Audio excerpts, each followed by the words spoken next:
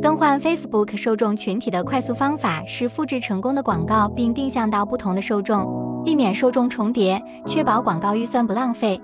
Facebook 会自动更新相似受众，但需在广告组级别查看规模数据。创建相似受众时，选择至少2次购买的用户作为原受众，以构建高质量的相似受众。可选择网站购买事件或上传客户文件作为原受众。通过这种方式，可以扩大广告覆盖范围，同时保持高效的预算分配。